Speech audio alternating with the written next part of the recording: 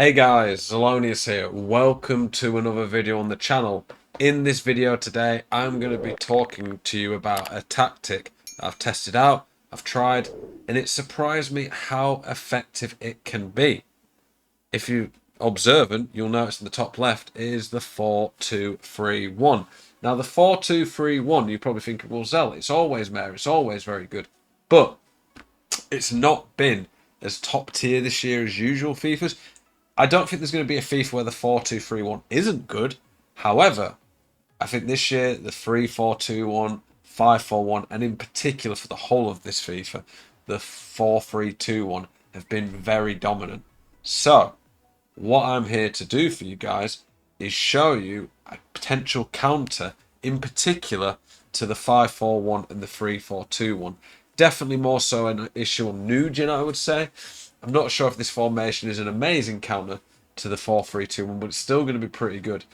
We'll explain it when we get to the bit that's specifically about the counter.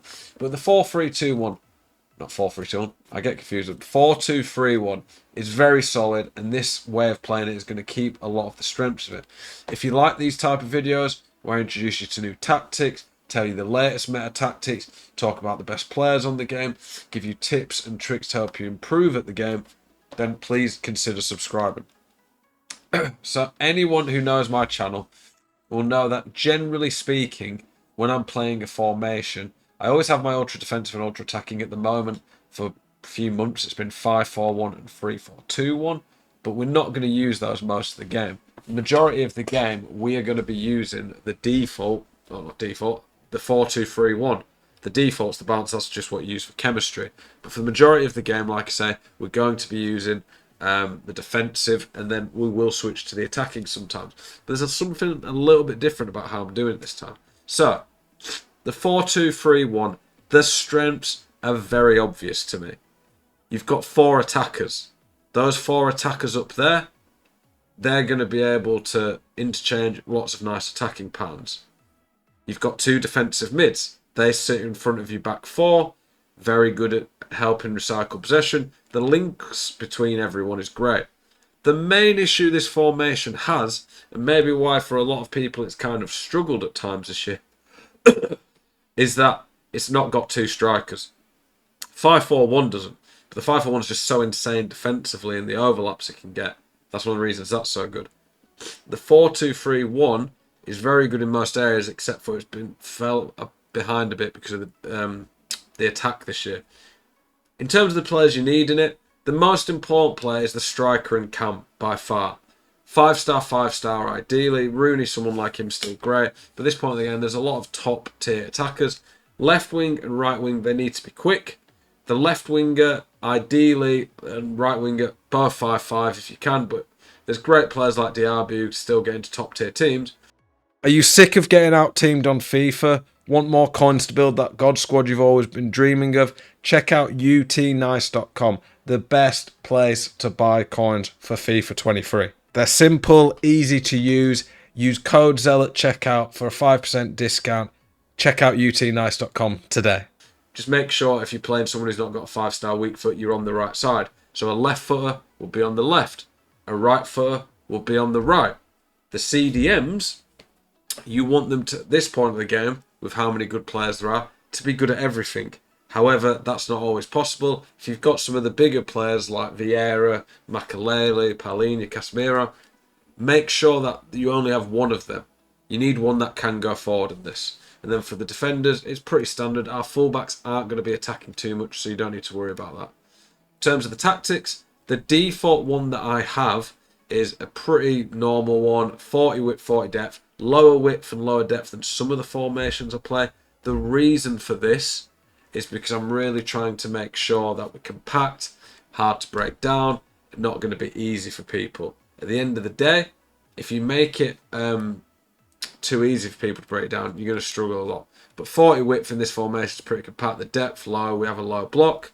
60 width, we're quite high width in the attack. We want to stretch teams out wide with the Lam and Ram, and then make more space in the middle for our Cameron striker. Balanced, direct passing still works very well in this formation, in my opinion.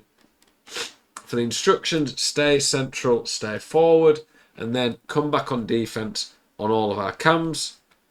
Cut passing lanes, stay back, cover centre on the more defensive-minded CDM. You do need to make sure one is on stay back, just so you've got that defensive stability. Cut passing lanes, cover centre, balanced attack on the other CDM. And then stay back on all of your defenders. Now, the interesting thing where I think it could be a good counter is in this one. So the tactics, very similar. We just up the press, up the width a bit because we're going to be defending a bit more free flow, I guess, defending out wide, putting more pressure on, trying to win the ball back. Higher depth, pretty obvious why. Players in box, we go up a little bit because we're trying to be more aggressive. Keep the players in the same positions. And then here, we have stay forward on all of our attackers. Now, this might leave you a bit vulnerable defensively, but you're going to be vulnerable defensively against most of the top tier formations anyway, because the reason that they're so good is that they cause overlaps, they give too many attacking options, and the 4-2-3-1 is still going to be pretty good defensively compared to most formations, even with these four guys attacking, because you've still got a flat back four, and you've got two CDMs.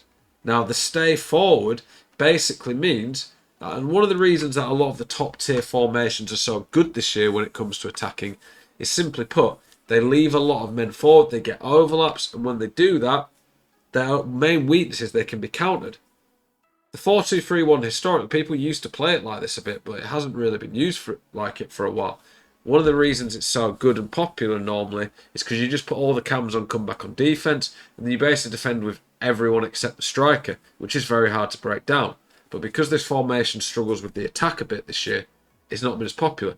But if you're playing one of these OP formations, even like the 5-4-1, where the wing backs overlap, if you have four attackers up and they have three centre backs left, you can catch them off guard, attack with an extra number, and it's very hard for them to defend. So this is a potential counter I found. It's worked really well for me. I've even checked the formation specifically when I'm playing people. 3-4-2-1, 4-3-2-1. It does work sometimes, especially if you can counter attack down the side that they're overlapping more on. It's very hard for people to defend four players ready to counter attack. Like I say, it's a bit of a risk. You might have to quickly adjust even more so than usual to try to defend counter attacks. But I'm giving you this, guys, as a counter-attacking option and a counter-strategy to the OP formations. Because if you don't use something like this, people are going to use them anyway. And it's not like the other formations are really easy to defend in. So for me, this is really solid. You are still going to get the strengths of the 4-2-3-1 in terms of build-up play, being able to keep the ball, being able to get men behind the ball. It doesn't suddenly become a completely different formation. It just allows you to have a really dangerous counter-attacking option that people are really going to struggle to deal with. So for me, I think this is a really good option, to be honest. And I think that this is a potential way to counter the people, the little rats, playing the 5-backs. Because 5-back ain't good unless they have an overlap. You can't play 5-back with no attack. So they have to be vulnerable in some way, and this is what I'm proposing to do for it. So I think this could be a really insane meta way of countering if people start using it more. If someone's playing the 4-3-2-1, you could fight fire with fire, but try this out. Let me know what you guys think. As always, appreciate you guys. Hope you're enjoying the content I'm putting out. Keep it spicy. I'll see you guys in the next one. Peace.